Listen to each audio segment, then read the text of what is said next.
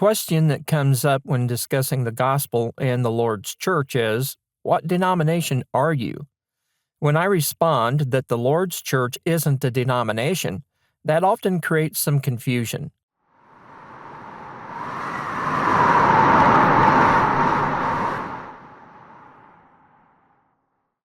Didn't the apostles and leaders of the church meet to determine doctrine? Someone might say the church leaders met to decide doctrine in the early church and may point to events recorded in the book of Acts. These can be understood when we take a look at the development of the early church and how things were being revealed. Christ told his disciples there were more things that he wanted to tell them, but they weren't able to bear them at that time in John 16:12. Christ told them that the Holy Spirit would guide them into all truth in John 16:13. The writer of Hebrews reveals that the spread of the gospel and fading of the law of Moses took place slowly in Hebrews 8:13. We find that during the growth of the church, things were being revealed to the apostles first and then passed on to others. As these events took place, there was a need to meet and discuss them to understand what was being revealed. Peter was sent to the house of Cornelius to preach the gospel in Acts chapter 10.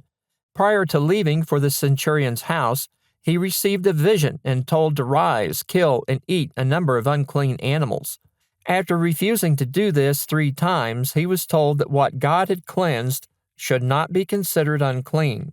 At Cornelius' house, the Holy Spirit fell on the Roman and his household, demonstrating that the gospel was for all nations, not just the Jews.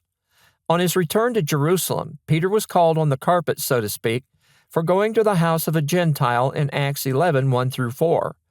After recounting the episode and the appearance of the Holy Spirit in Acts 11:5-17, the brethren were satisfied that God had offered salvation to the Gentiles as well in Acts 11:18.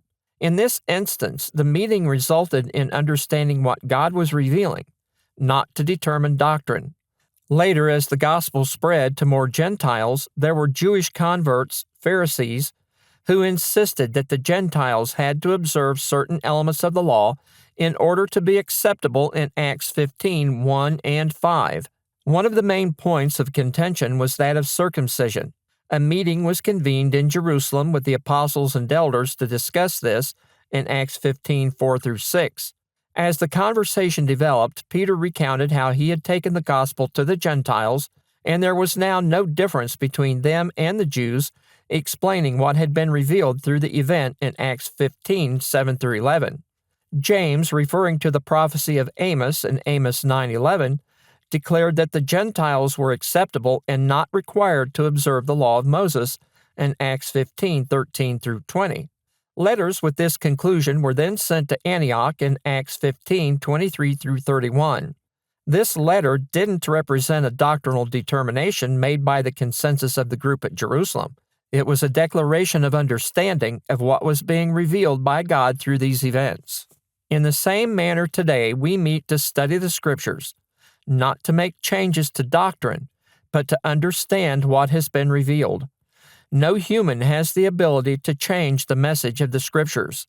There are warnings about doing this in places such as Proverbs 30:6 and Revelation 22:18-19.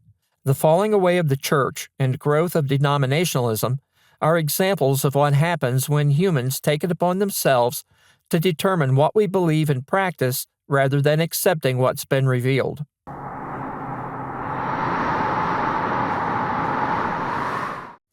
Consider that we issue a challenge where we give, say, 100 people that recipe, and we tell them to make cookies without any deviation from the actual recipe. So they have to use the same ingredients and bake the cookies in the same way. No matter where these folks are, when we get them all together and compare the results, we'll find that the cookies are going to be identical.